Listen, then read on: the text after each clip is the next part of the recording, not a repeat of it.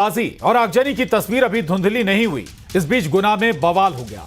हनुमान जयंती के मौके पर हिंदू संगठनों की ओर से शोभा यात्रा निकाली गई, जिसमें पथराव हो गया, जिसके बाद बवाल भी हुआ। पुलिस ने मोर्चा संभाला और हिंसा के आरोपियों को गिरफ्तार किया गया। आरोपियों की गिरफ्तारी के बाद भी हिंदू संगठनों का आक्रोश कम नहीं हुआ। हिंदू संगठन आरोपियों पर सख्त कार्रवाई की मांग कर रहे हैं। आरोपियों की गिरफ्तारी के बाद मुस्लिम महिलाओं ने बवाल कर दिया। महिलाओं का कहना है कि पुलिस ने गलत लोगों को आरोपी बनाकर गिरफ्तार किया। इनका हिंसा से कोई लेना देना नहीं है। कांग्रेस ने पुलिस पर एक तरफा कार्रवाई के आरोप लगाए। बीजेपी ने कांग्रेस पर बंटवारे के आरोप लगाए हैं। रिपोर्ट दिखाते हैं आपको, फिर करेंगे चर्चा।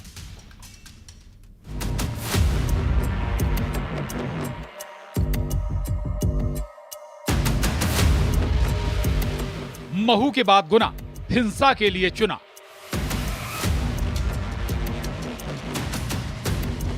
और जो एंटी सोशल एलिमेंट है, अगर फजा बिगाड़ने का कोशिश करेंगे उनको सख्ती से निपटा जाएगा।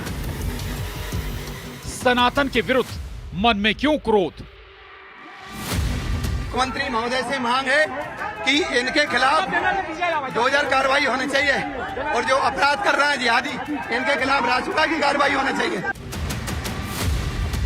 ना तो वो मनुष्य कहलाने लायक है, ना वो जीने लायक है। उनको तो भारत सरकार को फांसी की सजा देवे, ऐसे लोगों को कोई भी होवे। नफरत के पत्थर, अब चलेगा बुलडोजर। कि कोई भी पत्थरबाजी की घटना सीसीटीवी में नहीं देखने को मिली है, कोई घटना नहीं हुई है। फिर एफआईआर किस बात की कर दी गई एक समुदाय के लोगों के ऊपर? इनका पेट नहीं भरा पाकिस्तान बनाकर। इस हिंदुस्तान में आज भी ये पाकिस्तान की लकीर खींचकर देश को बंटवारे की राह पर ले जाना चाहते हैं। गुना में हनुमान जन्मोत्सव पर शोभा यात्रा के दौरान पथराव हो गया, जिसके बाद इलाके में तनाव की स्थिति है। हिंदू संगठनों में आक्रोश है। आरोपियों पर बुलडोजर एक्शन की मांग की जा रही है। पंडित धीरेन्द्र शास्त्री ने ऐसे लोगों को फांसी पर लटकाने की मांग की है। कांग्रेस ने पुलिस की कार्रवाई पर सवाल उठाया है। वहीं बीजेपी ने कांग्रेस पर बंटवारे के आरोप लगाए। सियासत अपनी जगह, लेकिन सवाल यह है, आस्था के बीच नफरत के बीज कौन डाल रहा है? आज इसी पर करेंगे महाडिबेट में चर्चा। तो समाज में धार्मिक सौहार्द हर बार टारगेट पर आ रहा है। बात शोभा यात्रा की हो, टीम इंडिया के जश्न की, या फिर रमजान हो, या फिर नमाज। गुना की हिंसा देखिए, महू में पत्थरबाजी ले लीजिए। क्यों समाज में आपसी सौहार्द बिगड़ रहा है? यह बड़ा सवाल है और आज इसी पर महाडिबेट में करेंगे चर्चा। लेकिन पहले सवालों पर नजर। और हमारे आज के बड़े सवाल हैं, समाज में आखिर क्यों आपसी सौहार्द बिगड़ रहा है? क्या कोई साजिश रची जा रही है? दूसरा सवाल है, नफरत के पत्थर से आखिर भला किसका होगा? अगर यह हिंसा होती है तो इससे फायदा किसको है? तीसरा और आखिरी सवाल, हिंदू मुस्लिम भड़काओ, सियासत चमकाना किसका मकसद? क्या वाकई हिंदू मुस्लिम दंगा भड़काकर कहीं सियासी हित साधने की कोशिश है क्या? यह भी बड़ा सवाल है। इन सवालों को महत्वपूर्ण रखते हुए चर्चा आगे बढ़ाएंगे, लेकिन सबसे पहले अपने बेहद खास मेहमानों से आपको मिला देते हैं। डॉक्टर विक्रम चौधरी जी, कांग्रेस प्रवक्ता, हमारे साथ हैं, स्वागत आपका। स्वामी राघव देवाचार्य जी, जगतगुरु दिगंबर अखाड़ा, बहुत स्वागत आपका। सैयद अनस अली साहब, मुस्लिम स्कॉलर, आपका स्वागत बहुत। डॉक्टर दुर्गेश केसवानी जी, प्रवक्ता बीजेपी, आपका भी बहुत स्वागत। और सूर्या मैथिल जी, राजनीतिक विश्लेषक, हमारे साथ इस चर्चा में है, आपका बहुत स्वागत है। चर्चा शुरू करें, लेकिन बहुत महत्वपूर्ण बात है कि भाई आखिर गुना वो जगह जहां इससे पहले कभी इस तरह की घटनाएं नहीं हुई, कभी दंगे जैसे हालात नहीं बने, कभी हिंदू मुस्लिम का मामला सामने नहीं आया। क्या वाकई कोई साजिश रची जा रही है? दूसरा, हम इस पर भी पड़ताल करेंगे कि कहीं इसका कोई सियासी एंगल तो नहीं है, क्योंकि हाल ही में दो ऐसे राज्य जहां चुनाव भी होने जा रहे हैं और हिंदू मुस्लिम अगर होता है तो परसेप्शन बनाने में भी उससे मदद मिल सकती है। तो क्या कोई सियासी हित भी साधने की कोशिश हो रही थी? तमाम पहलुओं पर हम चर्चा करेंगे। सबसे पहले दुर्गेश केसवानी जी, सवाल आपसे है, एक मस्जिद के आगे अगर कोई जुलूस जाता है और वहां पर नारेबाजी होने लगती है, डीजे रोककर जमकर डीजे बजाया जाता है, क्या यह उकसाने वाला काम नहीं है क्या? देखिए प्रशांत जी, हम सब लोग गंगा जमनी तहजीब को देखकर पले बड़े जी, और हर त्योहार साथ मिलकर मनाने का काम करते हैं। पर पिछले कई समय से ये देखा जा रहा है कि जो एक विशेष वर्ग है वो कहीं ना कहीं नहीं, आपकी बात मान ली मैंने, आपकी वो बिल्कुल ठीक है दुर्गेश केसवानी जी बात, लेकिन जब कोई पिंच करे, जानबूझकर आकर पिंच करे, ऐसा लगे कि आपको चिढ़ाया जा रहा है, तब क्या होगा? प्रशांत जी, मैं वहीं पे आ रहा हूँ। कई समय से हम लोग सब त्योहार साथ मिलके मनाने वाले हैं, पर कई समय से एक विशेष वर्ग इस तरह को, चाहे रामनवमी का जुलूस हो, चाहे हनुमान जी का जुलूस हो, फिर चाहे इंडिया जब जीत जाए, हिंदुस्तान जब जीत जाए, तब यह उस चीज को पथराव के रूप में करने का काम कर रहा है।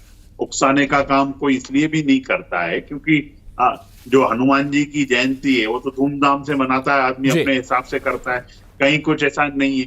पर ये पहले से ही तैयारी कैसे हो जाती है, कैसे पत्थर एक जगह पे एकत्रित हो जाते हैं और फिर इस तरह की घटना करने का, अंजाम देने का काम करते हैं। मुझे लगता है कि ये सब एक सोची समझी साजिश के तहत किया जा रहा है। क्यों उकसाना क्यों? जब हमारी गंगा जमनी तहजीब है, हम हर त्योहार धूमधाम से मनाते हैं, हम चैनलों पर इन चीजों की बातें करते हैं कि हिंदू मुस्लिम भाई ये सब बातें करते हैं, तो वो पत्थर कहाँ से आ जाते हैं, वो पत्थरबाज कहाँ से आ जाते हैं जो इस तरह की घटना को अंजाम देते हैं? हम तो निश्चित रूप से सब त्योहार साथ मनाने का काम करते हैं, पर अब जिस तरह से ये पथराव करने का काम कर रहे हैं, तो मैं आपके चैनल के माध्यम से बड़ी गंभीरता से इस बात को कहता हूं कि जो कानून अपने हाथ में लेगा, जो ऐसे एक पक्ष के खिलाफ अगर पथराव करने का काम करेगा, तो उसको बख्शा नहीं जाएगा, सख्त से सख्त कार्रवाई करने का काम किया जाएगा। ठीक है, जो दोषी हैं उनके खिलाफ तो एक्शन होना ही चाहिए और उसमें किसी पक्ष या विपक्ष ऐसा नहीं देखना चाहिए। और सैयद अनस अली साहब, मस्जिद के पास से अगर जुलूस निकलेगा, डीजे बजेगा, तेज आवाज होगी, तो पत्थरबाजी कर देंगे?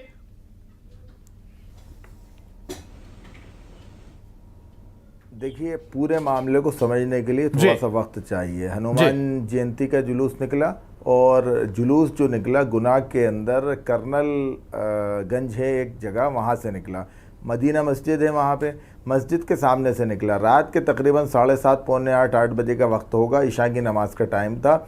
मुश्किल से 20 से 25 नमाजी वहाँ मस्जिद के अंदर मौजूद थे। जुलूस के अंदर 500-700 की एक भीड़ थी। आप ये स्टेटमेंट देख सकते हैं कि गुना एसपी ने ये कहा था कि यहाँ से जुलूस ना निकले, वहाँ की परमिशन नहीं दी थी। एक बात।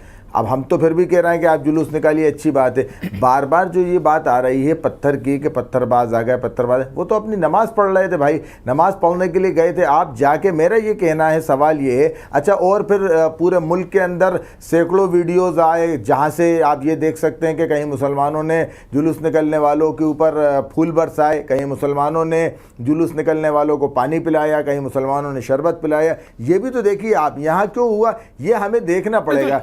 तो सवाल है कि एमपी की फिजा क्यों खराब की जा रही है, या फिर मैं वही कह रहा हूं, ये मेरे भाइयों का जुलूस है। दूसरा एक और सवाल उठता है अनस अली साहब, आप कह रहे हैं कि नमाज पढ़ रहे थे, सवाल ये कि फिर अचानक पत्थर कहां से आ गए? मैं वही तो कह रहा हूं आपसे कि पत्थर आ कहां से गए, ये हमें समझना पड़ेगा इस बात को कि पत्थर कहां से आ गए। दूसरी बात ये कि क्या जुलूस अगर हम निकाल रहे हैं, तो आप जो जुलूस निकाल रहे हैं, अगर हिंदू भाई अगर जुलूस निकाल रहे हैं तो उसमें नारे वो दे, उसके अंदर मुसलमान एंटी मुस्लिम नारे लगाना, मुसलमानों को गुस्सा दिलाना और मुसलमानों के खिलाफ बैठकर किसी ने भी एंटी किसी के वो नहीं। मैं तो, मेरा तो कहना ये है प्रशांत जी कि जब वहां से जुलूस निकल रहा था, तो जो मस्जिद में नमाज पढ़ने गए थे, हम गंगा जमनी तहजीब की बात करते हैं, तो स्वागत करना चाहिए था ना, न कि पथराव करने का काम करना चाहिए था। अगर आप पथराव करते हो तो कहीं न कहीं आपके मन में संविधान, या तो ये कह दीजिए आपको मुल्क का, और आप यहाँ पे सैयद अनस अली साहब, आप यहाँ पे एक स्कॉलर के रूप में बैठे हो, आपको समाज को चमान, या तो आप ये कह दीजिए कि मुल्क का संविधान आप नहीं मानेंगे। जब एसपी गुना ने मना किया था कि यहाँ से जुलूस मत निकालिए, तो वहां जाने की जरूरत थी। अनस अली साहब, बहुत बार होता है जब धार्मिक जुलूस निकलते हैं, कई बार उन्हें परमिशन नहीं होती है। अगर परमिशन नहीं है तो क्या पत्थर बरसा देंगे, क्या हमला कर देंगे पत्थरों से हम पर? कब तक इम्तिहान? आप देखिए, पूरा रमजान उठा के देख लीजिए आप, रमजान में जुमा भी आया, होली भी आई, सौहार्द के साथ में और शांतिपूर्ण तरीके से जुमा भी पढ़ा गया और होली भी खेली गई। अच्छा, इसमें एक बात और निकल कर आई है दुर्गेश जी। दुर्गेश जी, मौलवी साहब कह रहे हैं कि पहला पत्थर जुलूस निकाल रहे थे उनकी तरफ से फेंका गया था। देखिए, कभी भी इस चीज को एक हमारे पक्ष की तरफ से या हिंदू पक्ष की तरफ से नहीं किया जाता है। अगर आप मस्जिद में पत्थर इकट्ठे करके रखोगे तो कहीं न कहीं ये साजिश है, कहीं ये षड्यंत्र करने का अगर आप काम कर रहे हो तो निश्चित रूप से कानून अपना काम करेगा। देश कानून से चलेगा, देश संविधान से चलेगा, शरिया से देश चलने वाला नहीं है मौलाना। राजनीति के नाम पर, नफरत के नाम के ऊपर इस देश को परवान मत चढ़ाइए। इस देश में जो लोग रहते हैं, भारत को भारत रहने दीजिए। चलाना चाहोगे, चल ठीक है, ठीक, मैं लौटूंगा आपके पास डॉक्टर विक्रम चौधरी जी। कांग्रेस इसमें भी सियासत ढूंढ लेती है, इसमें भी अपने लिए गुंजाइश तलाश लेती है, या फिर हम ये कहें कि गुनाह जो कभी इस तरह की घटनाएं नहीं हुई उसे कोई जलाने की कोशिश कर रहा है? इसमें कांग्रेस कहां आ गई? अमन शांति बना के रखना जो है लॉ एंड ऑर्डर का मसला होता है। आप इसको हिंदू मुसलमान से पहले ये देखिए कि ये शासन यानी मोहन सरकार का फेलियर है और मोहन सरकार की पुलिस का फेलियर है। सबसे पहले इस घटना को ऐसे देखें।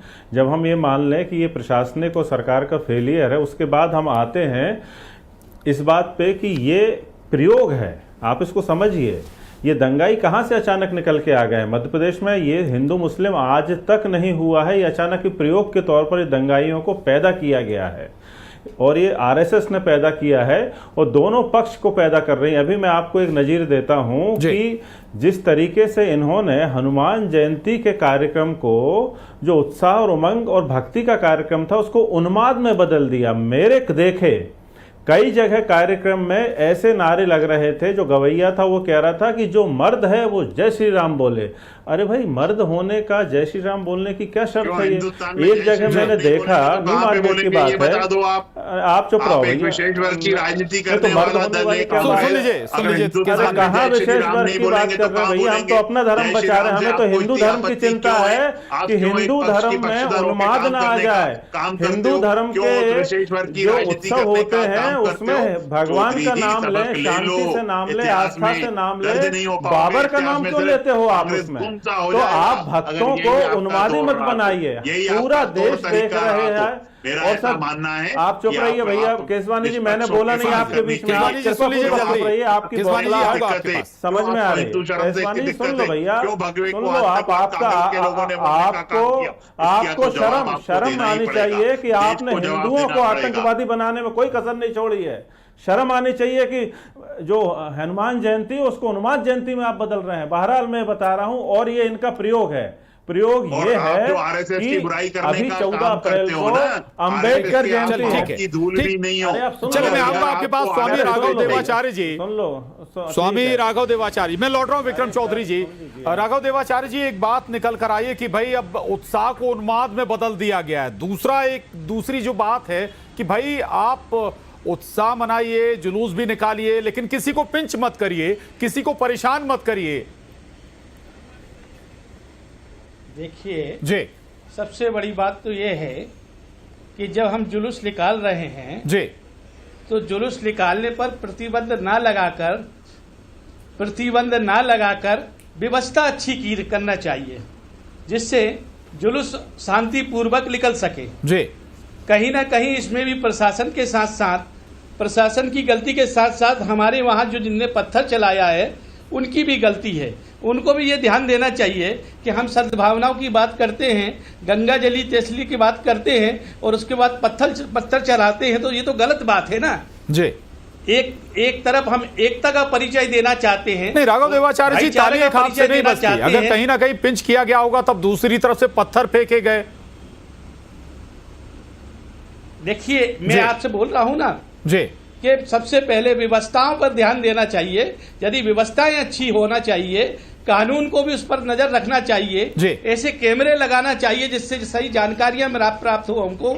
लेकिन अभी कुछ समय से आप देख रहे हैं, जब मुझे बोल दिया कि आपका सरकलन कर दिया जाएगा, आपकी बोटी बोटी कर दी जाएगी, आपकी कुटिया में आकर आपको मार दिया जाएगा। अब बताइए मैं क्या कहूं उसके लिए? गलती किसकी बोलूं? गलती तो इनकी है। अनस अली साहब, एक और लाइन है कि क्या वाकई जब ऐसे जुलूस निकलते हैं उनके प्रति सॉफ्ट कॉर्नर होता है क्या प्रशासन का? प्रशासन का ऐसा सॉफ्ट कॉर्नर नहीं होता है, नहीं होता ये मैं नहीं कह सकता, मगर जब प्रशासन ने वहाँ से मना किया था, हमें भी अगर कोई मना करता है कि यहाँ से आप ये मत कीजिए तो हम उसको अप्लाई करते हैं, मानते हैं उस बात को, उसको एक्सेप्ट करते हैं। दूसरी बात हम ये कह रहे हैं, अभी हमारे जगत गुरु महाराज जी बात कह रहे थे, जगत गुरु महाराज जी वो दिन अभी नहीं आए इस मुल्क के अंदर कि कोई आपको धमकी दे दे और कोई आपकी कुटिया में आग लगा दे और मुझ जैसा एक हिंदुस्तानी आपका भाई और इस मुल्क में जिंदा रहे। आप बिल्कुल इस मुल्क की एकता के ऊपर, हालांकि अनस अली साहब एक बात फिर कहूंगा, दोहराऊंगा कि भाई बहुत सारे ऐसे जुलूस निकलते हैं, किसी भी धर्म के हो सकते हैं, जिनकी अमूमन परमिशन होती नहीं है। मैं लौटूंगा आपके पास, बहुत देर से इंतजार कर रहे हैं सूर्या मैथिल जी, माफी चाहूंगा सूर्या जी देर से आपके पास आने के लिए, लेकिन इस पर भी थोड़ा सी ये घटनाक्रम क्या है। दूसरा ये कि इसमें एक सियासी एंगल भी खोजा जा रहा है कि भाई बिहार बंगाल में चुनाव है, यहां पर हिंदू मुस्लिम करिए, वहां पर परसेप्शन बन जाएगा। धन्यवाद पहले तो आपको और पूरे देश को भारत माता की जय, वंदे मातरम। और आज श्रद्धेय बाबा साहब भीमराव अंबेडकर भारत रत्न जी का जन्म जयंती है, तो उनको शत नमन। अब देखिए 4-5 चीज़ें मेरे को लगातार इसके अंदर आ रही थी। एक आ रहा था उकसाने का काम, बार बार पिंच करने का काम, और अभी मौलाना जो हैं बैठे हैं जो भी ये अनस अली, उन्होंने कहा कर्नलगंज की मदीना मस्जिद, उसके सामने से जुलूस निकला। तो पहली चीज़ तो ये मैं समझना चाहता हूँ कि क्या कर्नलगंज की मदीना मस्जिद बांग्लादेश में है या पाकिस्तान में है? यदि वहाँ से देश के बहुसंख्यकों की जो भावनाएं जिससे जुड़ी हुई हैं, भगवान हनुमान जी उनकी जन्मोत्सव की वो शोभा यात्रा निकाल रहे हैं, तो परेशानी क्यों है? पहली चीज। दूसरी चीज, अभी यहां पर बैठ के जो कांग्रेस के प्रवक्ता ने एक बहुत ही ज्यादा, मैं ये कहूं कि ऑब्जेक्शनेबल शब्द अपनाया कि हिंदुओं को आतंकवादी बनाया जा रहा है। सुनिए, ये तो आपका हमेशा से साजिश रही है। 26/11 का जब इस देश में अटैक हुआ था, उस समय में भी दिग्विजय सिंह बैठकर कह रहे थे कि हिंदू आतंकवादी कलावा दिखा रहे थे। वो तो भला हो तुकाराम ओमले का, जिन्होंने की पकड़ लिया था कसाब को, उसका मेडिकल टेस्ट कराया तो पता चला कि उसमें सुन्नत हुई है। एक और बात मैं कहना चाहता हूं, हिंदू कभी आतंकवादी नहीं हो सकता। अगर हिंदू आतंकवादी होता तो इस देश के अंदर स्वतंत्रता के बाद 9% थे मुसलमान, आज 22% नहीं होते। बांग्लादेश और पाकिस्तान की तरह इस देश में भी मुसलमान 1% बाबर का नाम बार बार सुनिए कूदिए मत, पहली बात सुनिए आप, मोदी का नाम क्यों लिया जाता है? शासन काल में तो इस देश के संसाधनों पता है सबको, पहला अधिकार मुसलमानों का है। हाथ रंगे गुजरात में मुस्लिम तुष्टिकरण में हनुमान जयंती के उत्सव में मोदी का नाम क्यों, बाबर का नाम क्यों, राम का नाम कम पड़ता है क्या, लक्ष्मण का नाम कम पड़ता है क्या, सीता जी का नाम कम पड़ता है क्या, हनुमान का नाम कम पड़ता है क्या? आप कैसे लोगों को बिठाते हो जो भाजपा से ज्यादा जहर उगलते हैं? यहाँ सूर्या जी अब जवाब ले लीजिए। इस देश के अंदर ताजिए निकलते हैं, किसी हिंदू ने पत्थर चलाया क्या? नहीं, मैं ये पूछना चाहता हूँ, इस देश में ताजिए निकलते हैं, कौन से मंदिर से पत्थर चलता है जरा बताइए। आखिर क्या कारण है रामनवमी के जुलूस पे हनुमान क्या बहुसंख्यक आदमी संविधान और प्रशासन का आदेश मानेगा क्या? विक्रम चौधरी जी कैसे बात कर रहे हैं? विक्रम चौधरी जी, हिंदू आतंकवादी है विक्रम चौधरी? आदेश बहुसंख्यक नहीं, हिंदू आतंकवादी है क्या इस देश का?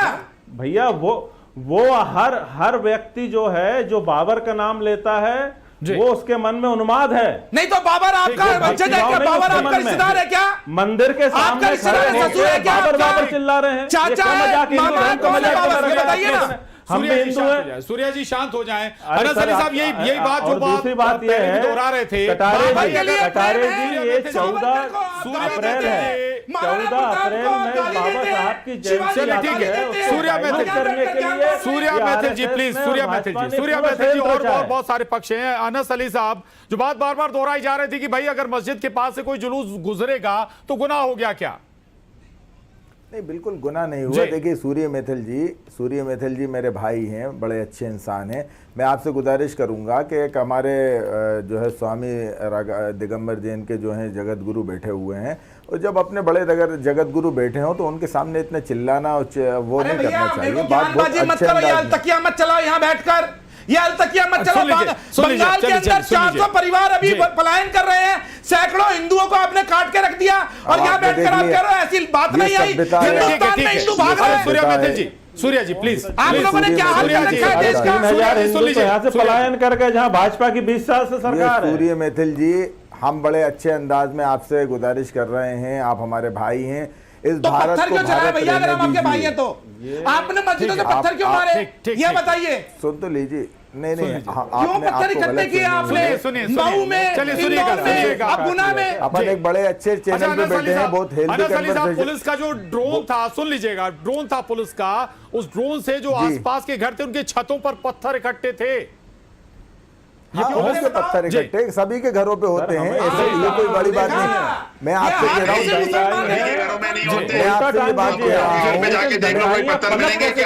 ये सिर्फ एक विशेष इस तरह का काम करने का इकट्ठे होते हैं तब पुलिस कहाँ होती है?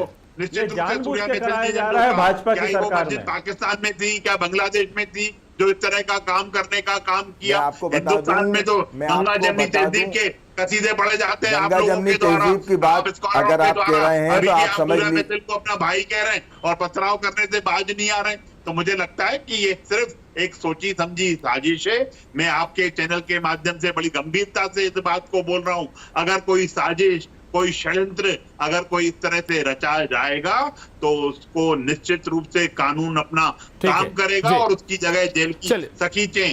कानून अगर कोई भी अपने हाथ में लेगा, कोई पथराव करेगा, प्रशांत भाई, ये तो आपको, ये आप खुद देखिए कि कानून किसने हाथ में लिया। जब गाइडलाइन थी, जब गाइडलाइन थी, आज ये कह रहा है बांग्लादेश से पाकिस्तान की मिसाल दे रहा है। आप अपने धर्म और मजहब के लोगों को समझाओ, पुलिस जांच करेगी ना, पुलिस जांच करेगी, कौन जिम्मेदार है, सिस्टम है, उसके लिए हमारा एक मैकेनिज्म बना हुआ है। ठीक है, और जय श्री राम के नारे। अब पुलिस जांच के दायरे में मैं माफी चाहूंगा, स्वामी राघव देवाचार्य जी के पास जाऊंगा। जगत गुरु स्वामी राघव देवाचार्य जी, कम से कम धार्मिक सौहार्द बना रहना चाहिए, ये हर किसी का प्रयास होना चाहिए, चाहे हिंदू धर्म से जुड़े लोग हों, चाहे मुस्लिम धर्म से जुड़े लोग। स्वामी जी देखिए, हमने तो शांति और एकता और भाईचारा का परिचय हर समय दिया है जी, लेकिन अभी एक बात कही, उससे मेरे को बड़ा पीड़ा हुई है। हिंदू आतंकवादी कैसे हो गया जी? आप बताइए, जब कांग्रेस की सरकार थी तो माननीय मुख्यमंत्री दिग्विजय सिंह ने कहा था कि भगवा आतंकवादी जी करो। हमने तब स्वामी स्वरूपा, अरे हमने नहीं सुना ये बात। तब स्वामी स्वरूपा पहले हम ये कह रहे हैं भाजपा पे आरोप लगा रहे हैं आप मेरी। और सब आपकी केंद्र सरकार पी चिदम्बरम क्या लाइन इस्तेमाल करते थे, दिग्विजय सिंह क्या लाइन इस्तेमाल करते थे, भूल गए। भगवा आतंकवाद नया शब्द दे दिया था। चर्चा इस पर नहीं है, चर्चा इस पर नहीं, इसलिए मैं इस मुद्दे पर नहीं ले गया था। विक्रम चौधरी जी, कम शब्दों में आखिरी कमेंट आपका। जो आदमी, विक्रम चौधरी जी, मेरा आखिरी कमेंट ये है सर कि मैं इनसे निवेदन करता हूं कि हमारे त्योहारों को उन्मादी त्योहार न बनाएं और बाबा साहब की जयंती को खराब करने के लिए ये हिंदू मुस्लिम की साजिश कर रहे हैं। ये सब दिग्विजय सिंह ने कहा था भगवे को आतंकवाद से जोड़ने का काम किया। बाबा साहब की स्वतः स्फूर्त जयंती को खराब करना चाहते हैं, संविधान और संविधानवादियों को कमजोर करके हिंदू मुस्लिम बढ़ाना चाहते हैं। ये साजिश है, ये प्रयोग है। अब जहां उन्माद बना दिया है ऐसे धार्मिक मौकों को, और उसी का इस्तेमाल कई बार सियासत के लिए किया भी जाता है। लेकिन सवाल यही है कि क्या वाकई ऐसे मौकों पर अगर परमिशन नहीं है तो भी क्या आप किसी पर दूसरे पर हमला कर देंगे? बहुत सारे जुलूस निकाले जाते हैं, हनुमान जयंती नहीं, बहुत सारे ऐसे धार्मिक आयोजन होते हैं, हिंदू धर्मों से जुड़े भी, मुस्लिम धर्मों से जुड़े भी। इसलिए सद्भाव बनाए रखिए। अगर आपके रास्ते से, आपके धार्मिक स्थल के आगे से कोई जुलूस गुजर रहा है तो ऐसा रवैया ठीक नहीं। माफी चाहूंगा, चर्चा यहीं खत्म करेंगे। आप सभी खास मेहमानों का बहुत शुक्रिया, धन्यवाद। महा डिबेट में बस इतना ही।